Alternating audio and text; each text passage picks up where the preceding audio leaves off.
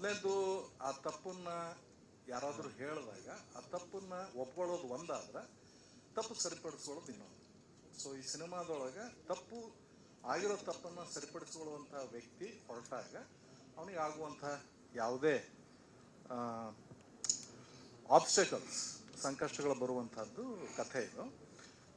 ಇದು ರವಿಚಂದ್ರನ್ ಸರ್ಗಂತಲೇ ಬರೆದಿರೋಂಥ ಒಂದು ಕಥೆ.